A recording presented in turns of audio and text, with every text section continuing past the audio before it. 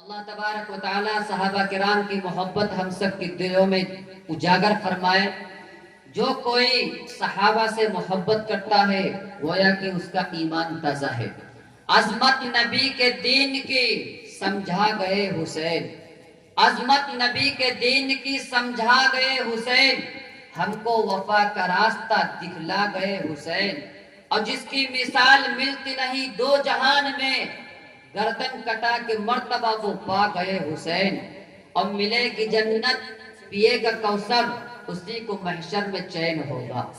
ملے گی جنت پیے گا کوثر، اسی کو محشر میں چین ہوگا۔ نبی کریں گے اس سے محبت جس کے دل میں عشق حسین ہوگا۔ اور سجدے میں جا کے سر کو کٹایا حسین نے، سجدے میں جا کے سر کو کٹایا حسین نے، نماز کیا چیز ہے یہ بتایا حسین نے۔ اب آئیے مہمان خصوصی حضرت والا کا استقبال کرتا ہوں، تشریف لائیں، جو کہ ہم سب کی اس مجلس کے کارواں بھی ہیں اور مقتدی بھی ہیں، کیونکہ انہوں نے لمبا سفر طے کر کے ہم لوگوں کے درمیان تشریف لائے۔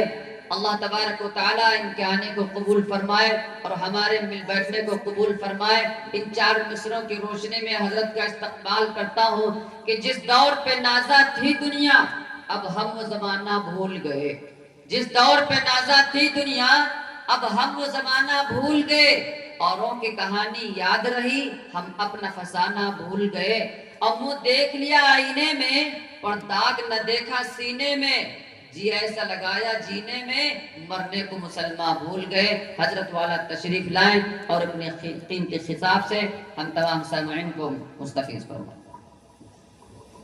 السلام علیکم ورحمۃ اللہ وبرکاتہ۔ وعلیکم السلام۔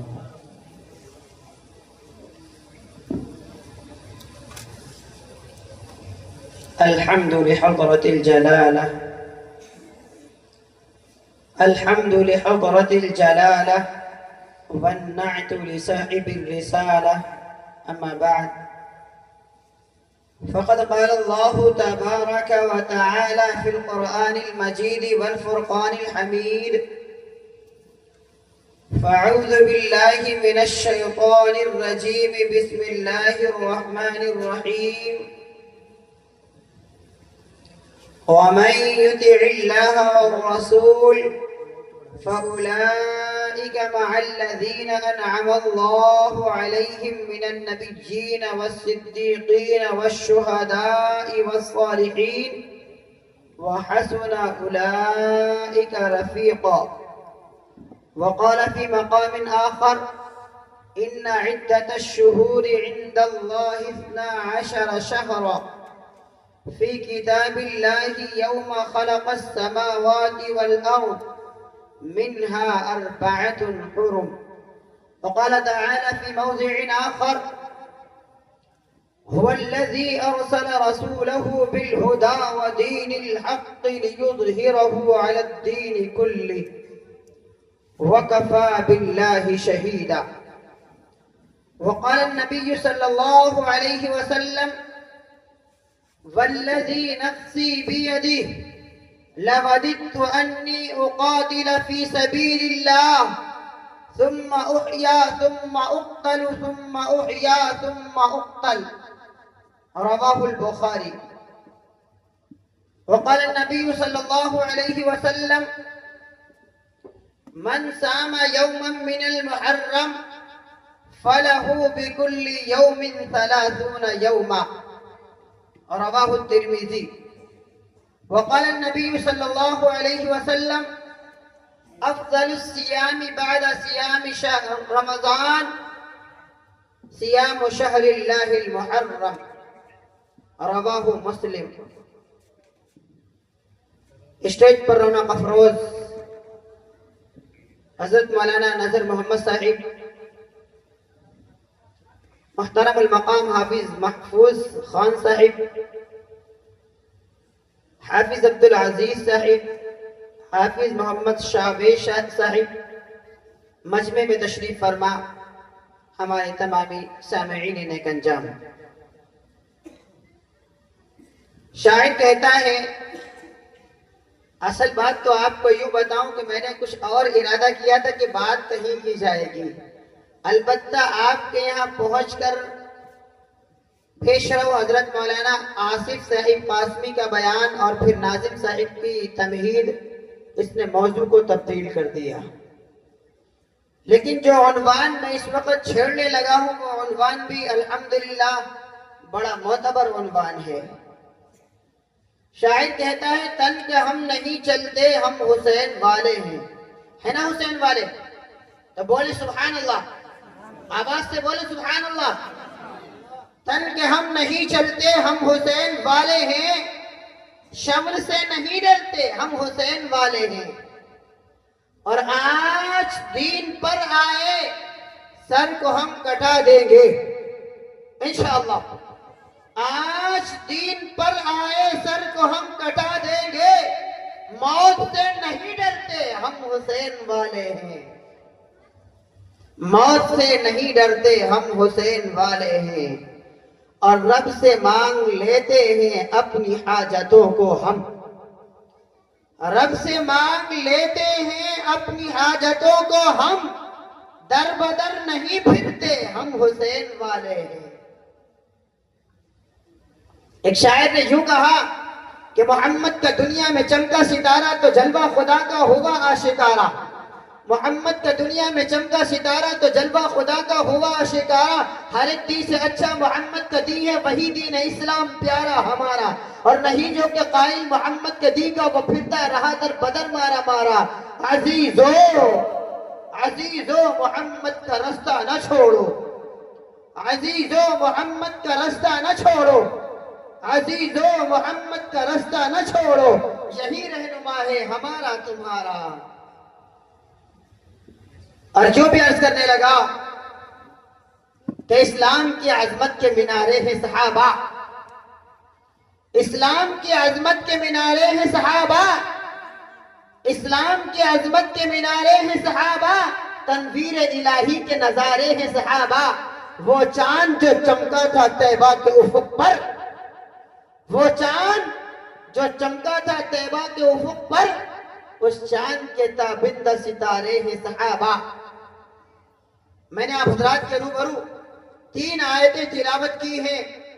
پہلی تلاوت کردہ آیت سورۃ النساء میں موجود ہے، آیت نمبر 69.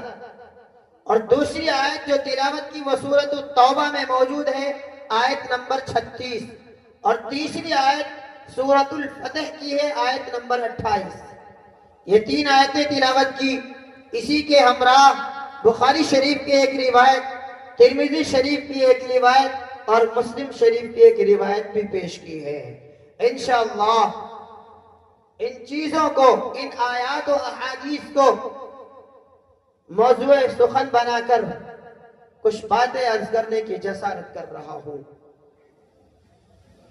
آپ کو معلوم ہے محرم الحرام کا مہینہ چل رہا ہے. یہ مہینہ انتہائی عظمتوں والا ہے، انتہائی رفعتوں والا ہے، انتہائی وقعتوں والا ہے، انتہائی حیثیتوں والا ہے.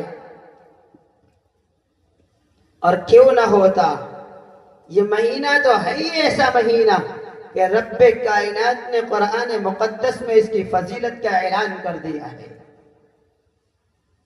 چنانچہ سورۃ التوبہ کی آیت نمبر 36 بتاتی ہے ان عدت الشہور عند اللہ 12 شہرا فی کتاب اللہ یوم خلق السماوات والارض منها 4 حرم. تمام کے تمام مفسرین، خواہ ابن کثیر ہو، خواہ تفسیر طبری ہو، خواہ تفسیر کبیر ہو، کوئی بھی آپ تفسیر اٹھا لیں گے، آپ کو اس تفسیر کے اندر اس آیت کے منہا 4 حرم میں 4 مہینوں کا تذکرہ ملے گا. اس میں ایک عظمت والا، رفعت والا، حیثیت والا، وقعت والا مہینہ محرم الحرام کا مہینہ نظر آئے گا. یہ تو ہوا کتاب اللہ کا مسئلہ. ذرا آگے بڑھتے ہیں تو امام الانبیاء، غریبوں کے غمخوار، سید ابرار و اخیار صلی اللہ علیہ وسلم نے اس مہینے کو شہر اللہ کہا ہے. اور ایک روایت میں نہیں، وقت کم ہے اس لیے روایات نہیں سناؤں گا، صرف حوالے پیش کروں گا. ایک روایات نہیں، مختلف روایات کے اندر اللہ کے نبی نے اس مہینے کو شہر اللہ یعنی اللہ کا مہینہ قرار دیا ہے۔ چنانچہ بخاری شریف اٹھائیں گے، اس کو اصح الکتب بعد کتاب اللہ کہا گیا، جلد نمبر 1 صفحہ 268 پر اس طرح کی روایات مل جائیں گی۔ مسلم شریف اٹھائیں گے، اس کے صفحہ 368 پر روایت مل جائے گی، اور ترمذی شریف اٹھائیں گے تو باب ما جاء فی صوم المحرم میں اس طرح کی روایت نظر آئے گی، جس میں اللہ کے نبی نے اس مہینے کو شہر اللہ قرار دیا ہے۔ ابو داؤد اٹھائیں گے، ابو داؤد شریف میں بھی روایت نظر آئے گی، باب فی صیام المحرم میں روایت نظر آئے گی۔ اس روایت میں اللہ کے نبی نے اس مہینے کو اللہ کا مہینہ قرار دیا ہے۔ آپ الترغیب والترہیب کی طرف متوجہ ہوں گے، اس میں بھی روایت نظر آئے گی۔ امام طبرانی کی طبرانی شریف اٹھائیں گے، اس میں بھی آپ کو حدیث کی مل جائے گی، جس میں آقا نامدار مدنی تاجدار نے اس مہینے کو شہر اللہ قرار دیا ہے۔ اور آگے بڑھیے، اور آپ کے انڈیا کے اندر جلوہ افروز ایک شخصیت ہے خواجہ معین الدین چشتی اجمیری، ان کی مشہور زمانہ کتاب ہے غنیۃ الطالبین۔ آپ غنیۃ الطالبین اٹھائیں گے، اس کے بھی صفحہ 581 پر یہ روایت نظر آئے گی۔ کتنے حوالے دوں، کتنے حوالے دوں کہ اس مہینے کو اللہ کے نبی نے بھی فضیلت والا اللہ کا مہینہ قرار دیا ہے۔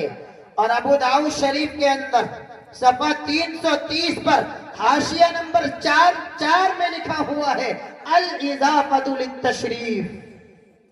آپ کو لائن کا حوالہ دے رہا ہوں، حوالے سے مسٹیک ہو جائے ملاقات مجھ سے کر لینا۔ حاشیہ نمبر 4 میں نظر آئے گا آپ کو الاضافۃ للتشریف۔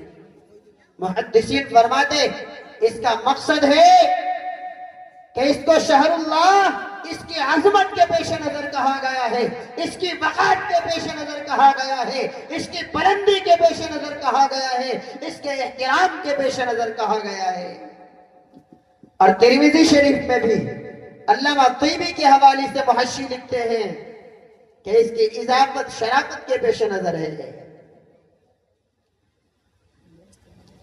آگے بڑھیے، امام غزالی کی غنیہ، امام غزالی کی مکاشفۃ القلوب اٹھائیں گے، آپ کو وہاں بھی نظر آئے گا۔ مختلف انبیاء کے واقعات نظر آئیں گے جو اس مہینے میں پیش آئے۔ چنانچہ یہ مہینہ شروع ہی سے عظمت والا تھا، اور کیوں نہ ہوتا، رب کریم نے آدم علیہ السلام کو پیدا کیا وہ محرم میں، آدم کو خلافت سے نوازا محرم میں، اور آدم علیہ السلام کی توبہ قبول ہوئی وہ بھی محرم کے مہینے میں۔ حضرت ادریس علیہ السلام کو بلند درجات تک پہنچایا گیا محرم کے مہینے میں۔ اور نوح علیہ السلام کے زمانے میں جب طوفان آیا اور پوری دنیا پانی میں غرق ہو گئی، صرف وہ افراد بچے جو کشتی نوح میں سوار تھے، وہ کشتی بھی طوفان کی بلاخیز موجوں سے ٹکراتی ہوئی جب جودی پہاڑ پر لنگر انداز ہوئی۔ جس مہینے میں لنگر انداز ہوئی وہ مہینہ بھی محرم کا مہینہ تھا۔ آگے بڑھیے، موسیٰ علیہ نبی جینا علیہ السلام کی قوم کو فرعون نے بندک بنا رکھا تھا، غلام بنا رکھا تھا، اور اپنے زیر نگی چلاتے تھے اور ظلم کرتے تھے۔ اللہ نے موسیٰ علیہ السلام کو اور ان کی قوم کو دریائے نیل کے پار کرایا ہے اور آزادی دی، وہ بھی محرم کا مہینہ تھا۔ اور جب فرعون جیسے ظالم و جابر کو اللہ نے دریائے نیل میں غرق کیا، وہ بھی محرم کا مہینہ تھا۔ ابراہیم علیہ السلام نارے نمرود سے نجات پاتے ہیں، جب نجات ملی تو بھی محرم کا مہینہ تھا۔ یونس علیہ السلام کو مچھلی نے نگل لیا، وہ اس مچھلی میں کے پیٹ میں اللہ سے دعا کر رہے اور پڑھتے جاتے لا الہ الا انت سبحانک انی کنت من الظالمین۔ اللہ نے یونس علیہ السلام کو مچھلی کے پیٹ سے باہر نکالا، جب مچھلی کے پیٹ سے باہر آئے وہ بھی محرم کا مہینہ تھا۔ آگے چلیے، بہت سے واقعات جڑتے چلے گئے اس کی فضیلتوں سے. ہمیں اور آپ کو بیوقوف بنایا گیا، خاص طور سے سیدھے سادے مسلمانوں کو، کہ محرم کی فضیلت صرف اور صرف حسین کی شہادت کی وجہ سے ہے. ارے غور کرو، حسین کی شہادت کا واقعہ، نواسہ رسول کی شہادت کا واقعہ 61 ہجری میں پیش آیا ہے، ہجرت کے 61ویں سال پیش آیا ہے. کیا اس سے پہلے اس کی فضیلت مسلم نہیں تھی؟ آپ کو بتاتا چلا آ رہا ہوں کہ آدم علیہ السلام سے لے کر مسلم چلی آ رہی ہے. یہ فضیلت والا مہینہ ہے، یہ عظمت والا مہینہ ہے. اور ایک بات اور بتاؤں، حضور نبی کریم صلی اللہ علیہ وسلم کا نکاح حضرت خدیجہ سے ہوا، وہ بھی محرم کا مہینہ تھا. بہت سے واقعات جڑتے چلے جا رہے ہیں. ہم کیوں سمجھتے ہیں کہ محرم کے مہینے میں شادی نہیں کرتے، محرم غم کا مہینہ ہے؟ نہیں میرے بھائی، غم کا مہینہ کوئی نہیں ہوتا، غم کا مہینہ کوئی نہیں ہوتا. ہر مہینے کے چاند دیکھنے کے وقت اللہ کے نبی نے جو دعا تلقین فرمائی ہے وہ دعا خود بتاتی ہے. ہر چاند خیر و برکت لے کر آتا ہے، ہر مہینہ بھلائی کا تمغہ لے کر آتا ہے. نحوست والا کوئی مہینہ نہیں ہوتا. اور پھر اسلامی سال کا پہلا مہینہ وہی نحوست والا. اگر ایسا ہوتا تو رب کریم اسلامی سال کے مہینوں میں اسے جگہ ہی نہیں دیتا.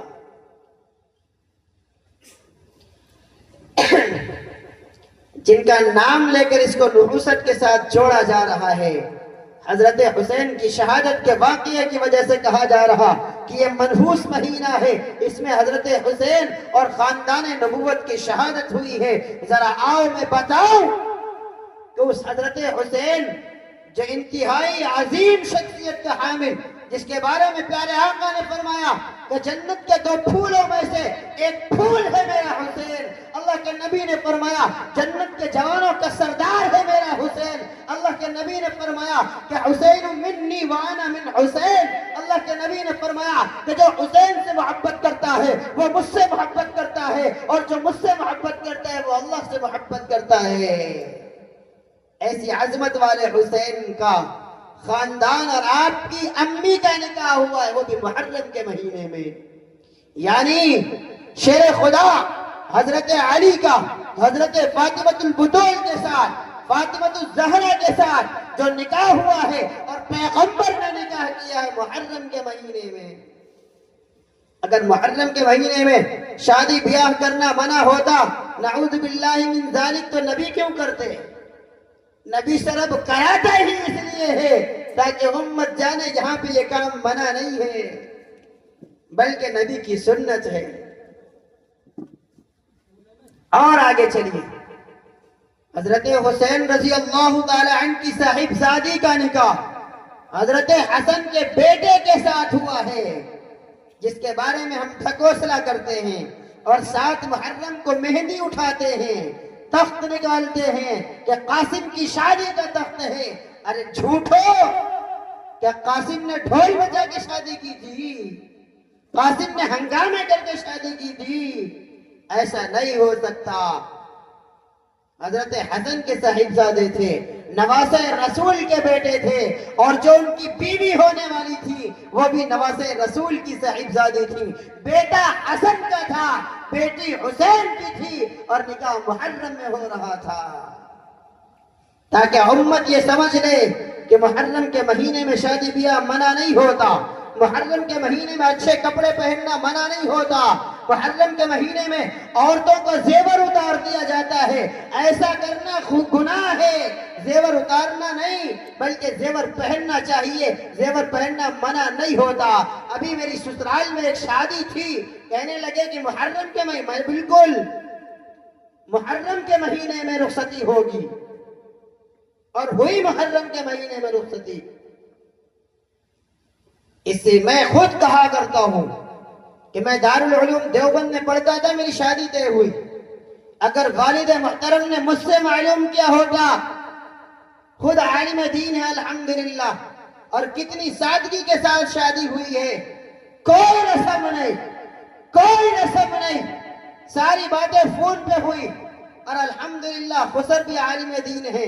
لوگوں نے کہا میرے خسر سے کہ حضرت مولانا ذرا ایک بار ہوئی تو آؤ، چلے تو جاؤ لڑکے کے گھر پہ، اپنی لڑکی بھیجنا ہے وہاں۔ تو ان کا جواب تھا کیا میں جانتا نہیں ہوں انہیں؟ جانے سے وہ بدل جائیں گے کیا؟ جانے سے بدل جائیں گے؟ ایک بار بھی کوئی نہیں آیا۔ منگنی کسے کہتے، خوشنی کسے کہتے، تاریخ کسے کہتے، کوئی رسم و رواج نہیں الحمدللہ۔ اور شادی کا نمبر آ گیا، شادی ساری چیزیں فون پہ طے ہوتی ہیں، فون پہ طے ہونے کے بعد مجھے خبر بھی نہیں، مجھے یہ بتائے گا فلاں جگہ سے شادی طے ہوگی، مجھے یہ بھی نہیں معلوم تھا کہ میرے خسر مولانا کی کوئی لڑکی بھی ہے جس سے نکاح ہو۔ ان کی ایک لڑکی سے واقف تھا، میرے پرانے رشتہ دار ہیں، ایک لڑکی سے واقف تھا جس کا نکاح ہو چکا تھا، مجھے نہیں معلوم تھا کہ ان کی دوسری لڑکی بھی ہے۔ شادی طے ہو گئی، شادی سے ایک دن پہلے میں دیوبند سے آیا، اور اگلے دن کچھ میرے دوست 10-15 حضرات دیوبند سے آئے تھے میرے نکاح میں شرکت کرنے کے لیے، اور کچھ والد محترم کے دوست، یہ ایک قافلہ چلا۔ تو یہ لوگ گھر پہ آ گئے، مولانا تیار نہیں، تب میں نے بالٹی اٹھائی، باغ میں جا کے غسل کیا اور آگے کپڑے پہنے چل دیا۔ چچا کی بیٹیاں، پھوپھی کی بیٹیاں گھر میں موجود ہیں۔ کسی نے کہا ارے کاجل سرما دے، نہیں لگاتے، ہاتھ سے دے دو جا کر کے لگا لیں گے۔ کہا جسے تماچا کھانا، میری بہنوں کا یہ جواب تھا، جسے تھپڑ کھانا ہو بھیا کے سامنے جائے۔ کیوں؟ شریعت اس کی اجازت نہیں دیتی کہ ارے بہنیں سرما لگائیں، زندگی بھر تو کبھی نہیں لگایا، آج بہن سے لگوا رہے۔ بہن کا احترام تو یہ تھا کہ ہم اس کے آنسو پوچھنے پہنچے ہوتے، ہم مرد تھے، اس سے آنسو پوچھوا رہے۔ الحمدللہ یہ مرحلہ گزر گیا۔ تو میں عرض یہ کر رہا تھا کہ اگر مجھ سے والد بزرگوار نے تاریخ معلوم کی ہوتی تو میرا پختہ ارادہ یہ تھا کہ میں 10 محرم الحرام کا مشورہ دوں گا کہ میرا نکاح ہو 10 محرم الحرام کو ہو، تاکہ امت کو یہ بھی میسج جائے کہ 10 محرم الحرام کو بھی نکاح ہو سکتا ہے، اور ایک عالم کا نکاح ہو سکتا ہے، ایک عالم کے بیٹے کا نکاح ہو سکتا ہے، عالم کی بیٹی کا نکاح ہو سکتا ہے، جو بیٹی بھی عالمہ ہے، اس عالمہ کا باپ بھی عالم ہے، اس عالمہ کا بھائی بھی عالم ہے۔ اللہ جنت نصیب فرمائے، جو رخصت ہو گیا اس عالمہ کا ایک بھائی قاری ہے، اور اس عالم بیٹے کا باپ بھی عالم ہے، اور نکاح کرانے والے عالم بیٹے کا بھائی بھی مفتی ہے۔ جب ایسے خاندان میں ہو سکتا ہے تو ہمارا آپ کا کائے نہیں ہو سکتا ہے۔ تو میں یہ عرض کر رہا تھا کہ محرم الحرام کا مہینہ بڑی عظمتوں والا مہینہ ہے، بڑی حیثیتوں والا مہینہ ہے۔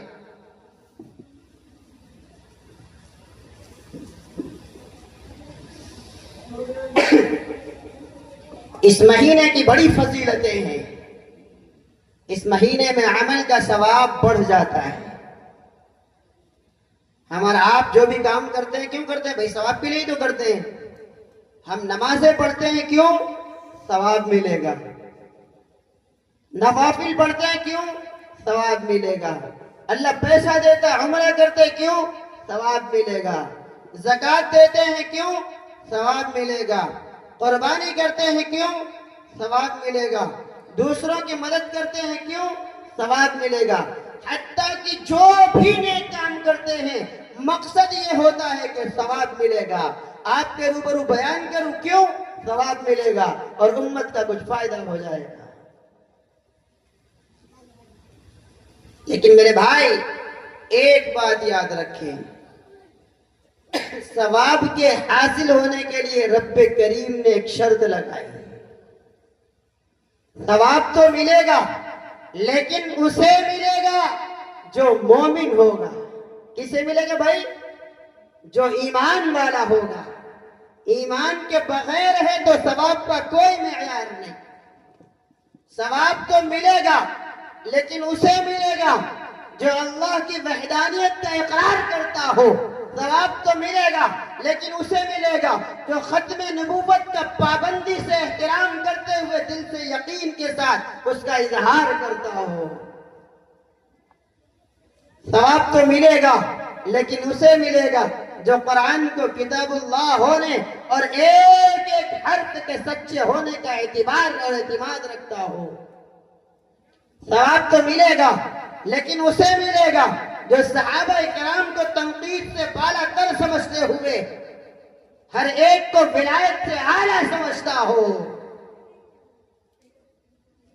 اگر ایسا نہیں ہے اور ذرا سا مسٹیک ہے، توحید سے پھسل گیا، تو بھی تمہاری عبادتیں بیکار ہیں، داڑھی رکھنا بیکار ہے، پگڑی سجانا بیکار ہے، ٹوپی لگانا بیکار ہے، مسلمان نام رکھنا بیکار ہے۔ صرف نام رکھ لینا، صرف پگڑی پہن لینا، صرف کرتا پیجامہ پہن لینا، صرف داڑھی سجا لینا، اگر دل میں ایمان نہیں ہے کوئی حیثیت نہیں رکھتا ہے۔ پہلا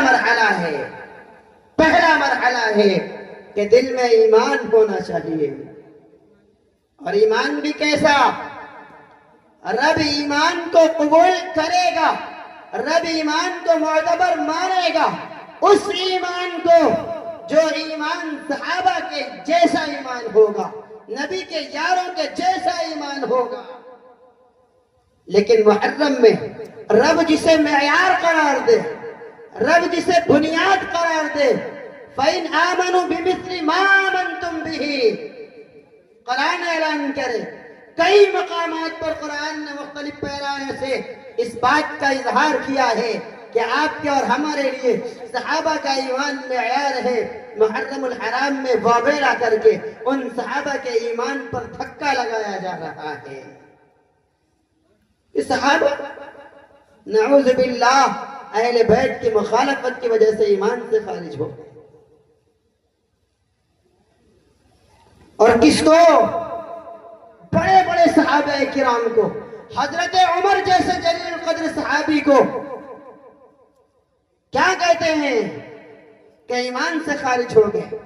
ذرا سا پیچھے آئیے، ابھی ذی الحجہ کے مہینے میں آپ نے قربانی کے بڑے بیانات سنے ہوں گے، اس میں حضرت ابراہیم اور اسماعیل کے واقعات سنے ہوں گے، اس میں حضرت حاجرہ کا واقعہ سنا ہوگا کہ جب نبی پاک حضرت ابراہیم علیہ نبی جینا علیہ السلام نے 82 یا 87 سال کی عمر میں اللہ نے حضرت کو بیٹا دیا ہے، اس بیٹے کو ذرا سا بڑا ہونے کی صورت میں، گود میں کھیلنے کی صورت میں حضرت حاجرہ کو اور بیٹے اسماعیل کو وادی غیر ذی زرع کے اندر وہ چھوڑ کے چلے آتے ہیں۔ جب چھوڑنے جاتے ہیں تو جنگل بیابان ہے، وہاں کوئی نہ آدم زاد ہے، ایسے مقام پر گھنے جنگل کے اندر حضرت حاجرہ کو چھوڑ کر کے اور کچھ بتایا بھی نہیں، کوئی بات بھی نہیں کی، کچھ کہا بھی نہیں، انہیں اتارا ہے سواری سے اور فوراً پلٹ کر چل پڑے ہیں۔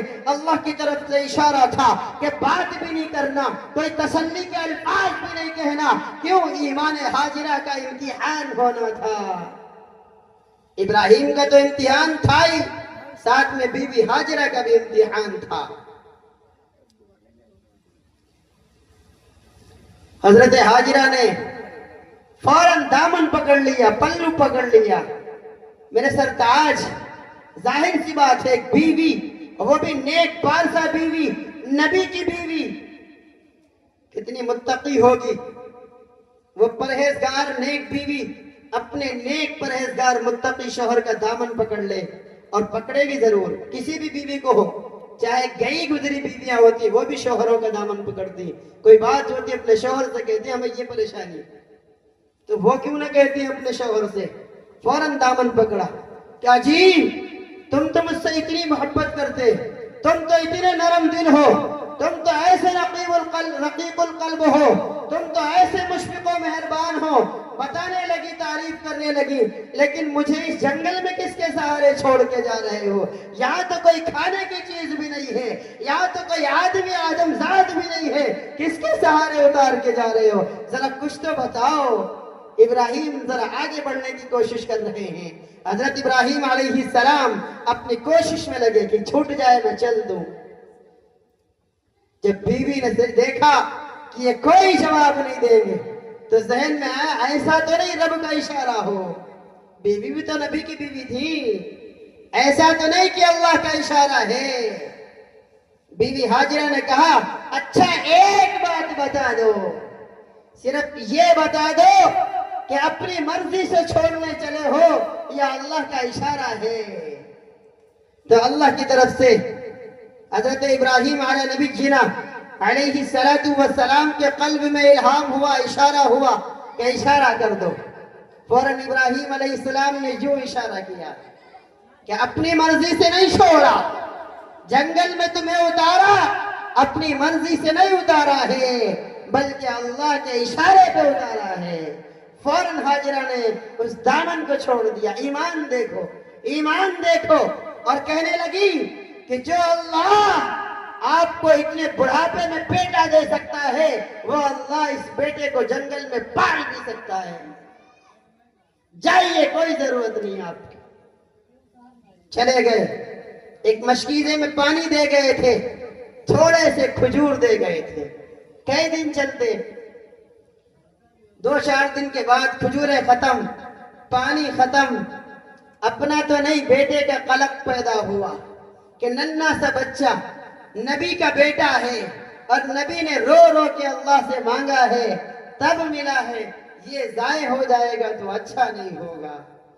بیٹے کو پیاس لگی، بیٹے کو پیاس لگی تو بیٹے کی پیاس برداشت نہ کر سکی ماں، بیٹے کو زمین پہ لٹایا اور پانی کی تلاش میں کبھی صفا پہاڑ پہ دوڑی اور کبھی مروہ پہ چڑھنے لگی۔ مروہ پہ جاتی، پھر سب طرف دیکھتی پانی نظر نہ آتا، دوڑی دوڑی بیٹے کے پاس آتی، پھر دیکھتی بیٹا تڑپ رہا ہے، پھر مروہ صفا پہ چڑھ جاتی اور پھر پانی تلاش کرتی۔ یہ کرتی رہی، 7 چکر لگائے اور 7ویں مرتبہ جب اوپر پہنچی تو نظر آیا کہ کچھ پرندے میرے بیٹے کے پاس اتر رہے ہیں۔ کہا ایسا تو نہیں یہ پرندے میرے بیٹے کو نوچنے کے لیے آ گئے ہوں۔ تو پھر دوڑی دوڑی بیٹے کے پاس آئی۔ جب بیٹے کے پاس آئی تو کرامت دیکھتی ہے کہ جس زمین پہ میں نے بیٹے کو لٹایا تھا اس زمین پہ وہ بیٹا تڑپنے لگا اور رونے لگا اور روتے ہوئے پیر رگڑنے لگا۔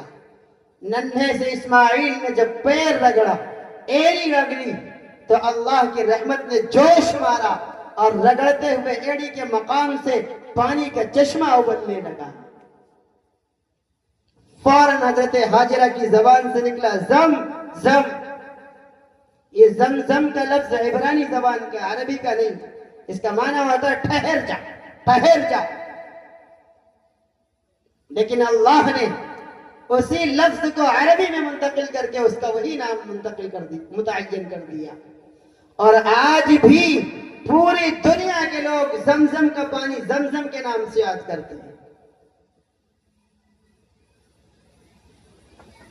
یہ واقعہ کیوں بتانے لگا ہوں کہ زمزم کا پانی آپ عمرہ کرنے جائیں اور لے آئیں اور لانے کے بعد اسے رکھ دیں، 1 سال 2 سال 3 سال 10 سال 15 سال، اس کے بعد اٹھائے پیئیں، نہ تو ذائقہ بدلا ملے گا اور نہ ہی اس کا رنگ بدلا نظر آئے گا۔ پیور زمزم آپ کتنے ہی دن رکھے رہے، نہ تو اس کا ذائقہ بدلتا ہے اور نہ ہی رنگ بدلتا ہے۔ اب غور کریے گا، ایک عام پیغمبر، امام الانبیاء نہیں، ایک عام پیغمبر کی معصومانہ ایڑی، ابھی تو نبی بنائے بھی نہیں گئے، بچپن میں ایڑی سے مل گیا، ایڑی سے چپٹ چمٹ گیا۔ رب نے اس پانی کا وہ مقام دیا کہ وہ کتنے دن ہی رکھا رہے، نہ تو اس کا رنگ بدلتا ہے نہ مزہ بدلتا ہے۔ ایک عام سی چیز ایک عام پیغمبر سے ملے، رب اسے محفوظ کر دے۔ اب غور کریے گا، ایک امام الانبیاء، ایک اشرف المخلوقات شخصیت امام الانبیاء سے جڑ جائے، ایمان نہ رہے، رنگ بدل جائے۔ اس لیے میں کہتا ہوں کہ جہاں آگ ہو اور گرمی نہ ہو یہ ممکن نہیں ہے۔ یہ ہو سکتا ہے بھائی، آگ ہو اور گرم نہ ہو سکتا ہے؟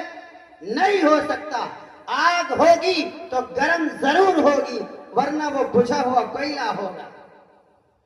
برف ہوگی تو ٹھنڈی ضرور ہوگی، کہیں برف ہو ٹھنڈک نہ ہو ممکن نہیں۔ ایسے ہی سورج ہو نہ ہو ممکن نہیں. چاند نکلا ہوا ہو تارے چمک رہے اور رات نہ ہو ممکن نہیں. اسی طریقے سے مجھے کہنے دیجئے کہ صحابی رسول ہو اور مومن نہ ہو یہ ممکن ہی نہیں. لہذا معلوم ہوا کہ جو بھی صحابی ہوگا وہ ایمان والا ہی ہوگا. صحابی ہو اور مومن نہ ہو تو پھر ایمان آئے گا کس میں؟ ایمان پیدا کہاں ہوگا؟ جس کو اللہ معیار قرار دے، جس کو قرآن اولئک هم الراشدون کہے، اولئک هم المفلحون کہے، اولئک هم الفائزون کہے، اولئک الذین امتحن اللہ قلوبهم للتقوی کہے. اللہ امتحان لے اور امتحان لے کر ان کے قلوب میں تقوی کو بھر دے، وہ ایمان سے خالی ہو جائے. یہ تو احمقوں کا کلام ہوگا. کوئی عقل مند ایسا نہیں ہو سکتا جو صحابی کو ایمان سے خارج مانے. صحابی ہو اور ایمان نہ ہو ہی نہیں سکتا. لہذا آپ یہ یاد رکھیں، جس نے ایک لمحے کے لیے بھی ایمان کی حالت میں آپ کی مصاحبت اور آپ کی صحبت کا شرف حاصل کیا ہے وہ صحابی ہے، تاکہ اس کا ایمان پر خاتمہ بھی ہوا.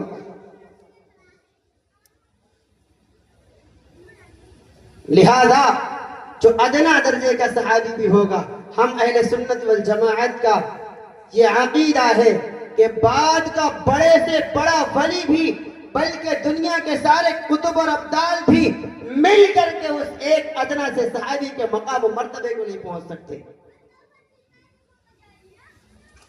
آئیے ذرا سا آگے بڑھتے کہ صحابہ کی یہ فضیلت اور صحابہ میں شہداء بھی موجود ہیں. آپ کا عنوان ہے شہداء اسلام، اسلام کے شہداء. تو اسلام کے شہداء میں پہلی شہادت حضرت سمیہ کی ہے، وہ صحابیہ ہے.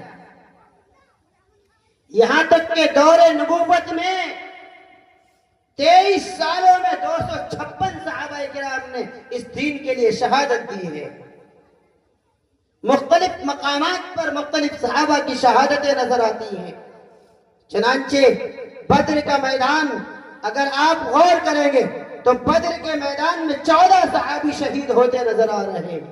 احد کے میدان پہ نظر کرو گے تو احد کے میدان میں 70 صحابہ کرام شہید ہوئے ہیں. حنین میں 12 صحابہ کرام شہید ہوئے ہیں. تبوک میں 12 صحابہ کرام شہید ہوئے ہیں. اور اسی طریقے سے بیر معونہ پر 67 صحابہ کرام شہید ہوئے ہیں. وادی خندق میں 19 صحابہ کرام شہید ہوئے ہیں. بنی لحیان میں 10 صحابہ کرام شہید ہوئے ہیں. اور مختلف مقامات پر مختلف صحابہ کرام نے شہادت دی ہے. آگے بڑھیے، خلفائے راشدین کا زمانہ آتا ہے. خلافت راشدہ کے 30 سالہ دور میں 27,000 صحابہ کرام نے جام شہادت نوش کیا. یہ دین شہادتوں سے بھرا ہوا ہے اور ہر مہینے میں شہادت نظر آئے گی. چنانچہ محرم میں آپ کو عمر کی شہادت نظر آئے گی، حسن حسین کی شہادت نظر آئے گی، خاندان نبوت کی شہادت نظر آئے گی. اسی ذی الحجہ کے اندر ذرا سا بیک سائیڈ آئیں گے تو حضرت حسین کے خالو حضرت عثمان کی شہادت نظر آئے گی. اس سے پہلے بڑھیں گے، شوال کے مہینے میں احد کا میدان ہے، 70 صحابہ کرام کی شہادت نظر آئے گی. رمضان کا مہینہ اس سے پیچھے آتا نظر آئے گا. رمضان کے مہینے میں حضرت حسن و حسین کے والد شیر خدا حیدر کرار حضرت علی 21 رمضان کو شہید ہوتے نظر آئے. مختلف مہینوں میں مختلف شہادتیں، مختلف مہینوں میں مختلف شہادتیں. تو یہ دین شہادتوں سے ہم تک پہنچا ہے. ہمیں بھی چاہیے کہ دین کے لیے جب جیسی ضرورت پڑے ہم شہادت پیش کریں. جان کا نمبر آئے تو اس سے بھی دریغ نہ کریں. میں نے ایک شعر کہا تھا کہ مرحلہ آ جائے جو آقا تمہاری شان کا، مرحلہ آ جائے جو آقا تمہاری شان کا پیش نذرانہ کریں گے اس گھڑی ہم جان کا انشاءاللہ. مجمع بولے انشاءاللہ. اس کے علاوہ اگر ہمارے اعمال کی شہادت کا نمبر آئے تو ہم ہر موڑ پر اعمال کی قربانی دیتے نظر آئے, نماز کی قربانی دیتے نظر آئے. ضرورت پڑے جیسے ہی مؤذن پکارے اپنے نفس کی قربانی دیتے ہوئے نماز کے لیے لبیک کہتے نظر آئے. روزانہ 5 نمازیں ہم سب پر فرض ہیں. اپنے نفس کو قربان کرو, اپنے نفس کو شہادت کے معیار پہ لاؤ اور روزانہ 5 نمازوں کی پابندی کرو. زبان کا مسئلہ آئے اپنے نفس کو قربان کرو اور زبان سے ہمیشہ سچ بولو. معاملات کا مسئلہ آئے تو جس کے ساتھ بھی معاملہ کرو وہ انصاف کا معاملہ کرو, کسی کو دھوکہ نہ دو. یہاں تک کہ معیت کا مسئلہ آئے, ساتھ اور رفاقت کا مسئلہ آئے تو سچوں سے دوستی کرو, جھوٹوں سے دوستی مت کرو. ہاں, ایک وجہ سے جھوٹوں سے دوستی کی جا سکتی ہے کہ کوشش کر کے اس کو بھی سچا بنانا ہے. اس لیے نہیں کہ ارے وہ اس کے حال پر رہنے دو, جیسا ہے ہونے دو, ہمارا دوست ہے. نہیں, اگر ایسا ہے تو جھوٹے سے دوستی کرنا ہمارے آپ کے لیے بہتر نہیں ہوگا. کیوں؟ قرآن کے پارے نمبر 11, میں نے تو آیتیں کئی ساری پڑھی تھی لیکن وقت اس بات کی اجازت نہیں دیتا. آپ نے ہمیں 5 جولائی 9 محرم الحرام کے لیے بلایا تھا. جولائی کی بھی 6 تاریخ لگ گئی اور محرم کی بھی 10 شروع ہو گئی. تو اس لیے 9 سے آئے اور 10 تک بیان کرتے رہے, آپ بھی پریشان ہو جائیں. اس لیے میں نہیں چاہتا کہ زیادہ وقت لوں. بات کو مختصر کرتے ہوئے یہی کہوں گا کہ شہدائے اسلام کا جو میسج ہے کہ ہر اعتبار سے دین کو فالو کریں گے انشاءاللہ. ایک بات اور عرض کر دوں مختصر سے وقت میں کہ اس مہینے میں روزے رکھنے کی فضیلت. میں نے ایک روایت پڑھی تھی, من صام یوما من المحرم فلہ بکل یوم 30 یوما. محرم کی کسی بھی تاریخ کا روزہ رکھو گے آپ کو 30 روزے رکھنے کا ثواب ملے گا, اور 10 محرم الحرام کا روزہ اس سے بھی بڑھ کر ہے. وقت ہوتا تو اس پہ میں آپ کو کئی ساری روایتیں سناتا. بخاری شریف میں کئی ساری روایتیں موجود, مسلم شریف میں کئی روایتیں موجود ہیں, ابو داؤد اور ترمذی میں بھی روایتیں موجود ہیں, لیکن وقت اس بات کی اجازت نہیں دے رہا. اتنا ضرور کہوں گا کہ 10 محرم الحرام کے بارے میں ترمذی میں ایک روایت ہے, اللہ کے نبی فرماتے ہیں مجھے امید ہے کہ 10 محرم کا روزہ پورے سال کے گناہوں کا کفارہ بن جائے گا. معلوم ہوا کہ 1 سال کے گناہ معاف ہوں گے اور 1 سال کی نیکیوں کا ثواب ملے گا. تو 10 محرم کا روزہ رکھنا, رکھیں گے انشاءاللہ. آج سحری کریں, صبح 10 محرم میں روزہ رکھیں. لیکن اللہ کے نبی نے فرمایا 10 محرم کے ساتھ 9 محرم یا 11 محرم کو شامل کر کے روزہ رکھیں. الحمدللہ ہمارا 9 محرم کا روزہ ہو گیا. اس لیے نہیں کہہ رہا ہوں کہ میں بڑا روزے دار ہوں, اس لیے کہہ رہا ہوں کہ ہاں رکھنا چاہیے. ہم نے 9 کا روزہ رکھ لیا, ہمارے طلبہ نے بھی رکھ لیا الحمدللہ, اور کل کا روزہ انشاءاللہ سارے طلبہ رکھیں گے. امید ہے کہ آپ حضرات بھی رکھیں گے. بہت ثواب کی چیز ہے. اللہ کہنے سننے سے زیادہ عمل کی توفیق عطا فرمائے اور خرافات سے ہم سب کو محفوظ فرمائے, تعزیہ داری سے محفوظ فرمائے, بت پرستی سے محفوظ فرمائے. اخیر میں ایک سخت جملہ بول کر بات ختم کروں گا کہ یہ جو تعزیہ داری ہے یہ بت پرستی کے مشابہ ہے, گویا کہ بت پرستی ہی ہے. اللہ ہماری حفاظت فرمائے. سنت مصطفیٰ کے فدائی بنو, سوئے جنت چلو پارسائی بنو, ہوگے جنت میں بھی بے بہا خوبرو. اس طرف دور تک اس طرف دور تک قول توفیق کے زمزمے دیکھیے, قول توفیق کے زمزمے دیکھیے. عشق آقا کا ہے یہ نظارہ لیے, پھیلے عالم میں اس کی ضیا کو بکو. اس طرف دور تک اس طرف دور تک, وما علینا الا البلاغ. دعا کر لے بھائی.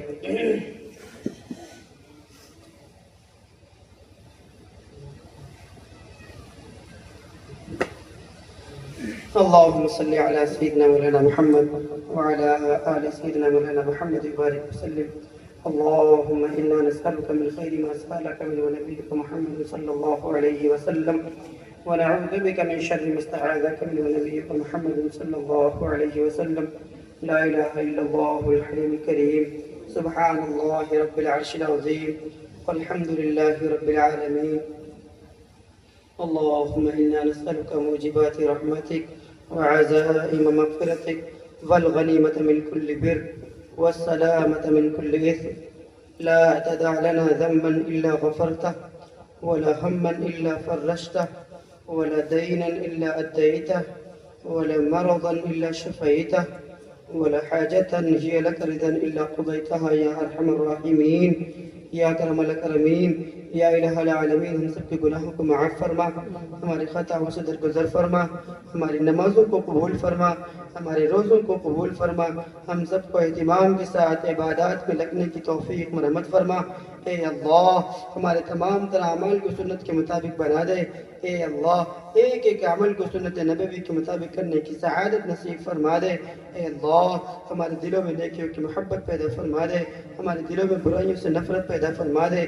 مجمع میں جو حضرات تشریف فرما ہے، ان میں سے جو پریشان حال ہے سب کی پریشانیوں کو دور فرما، سب کی مصیبتوں کو ختم فرما. ان میں جو بیمار ہوں سب کو شفاء کلی عطا فرما. اے اللہ بندہ بھی علیل ہے، اے اللہ تجھ سے دعائے صحت کے پیر ہے. اے اللہ اپنے فضل سے اپنے کرم سے مجھے بھی شفا و صحت عطا فرما. مجمع میں تشریف فرما تمام احباب کو بھی شفا و صحت عطا فرما. ان کے دوست و احباب میں جو بیمار ہوں انہیں بھی شفا کلی عنایت فرما. اے اللہ اس جلسے کو قبول فرما، اس کے منعقد کرنے والوں کو قبول فرما، اس میں آنے والوں کو قبول فرما، بات کرنے والوں کو قبول فرما، سننے والوں کو قبول فرما. اے اللہ اس جلسے کو امت کی اصلاح کا ذریعہ بنا دے، ہم سب کی مغفرت کا ذریعہ بنا دے، اس کی محنت کرنے والوں کے لیے مغفرت کا ذریعہ بنا دے، جنت میں جانے کا ذریعہ بنا دے. اے اللہ اس گاؤں میں برکت نازل فرما. اے اللہ اہل علم پیدا فرما، نیک علماء نیک حفاظ پیدا فرما. اے اللہ یہاں جو حضرات محنت کر رہے ان کی محنتوں کو قبول فرما، ان کی کاوشوں کو قبول فرما، ہر لمحہ ہر آن ان کی مدد فرما. اے اللہ جو چیزیں رکاوٹ ہے انہیں ختم فرما. ہماری دعاؤں کو نبی پاک صلی اللہ علیہ وسلم کے صدقہ دفعل میں قبول و منظور فرما.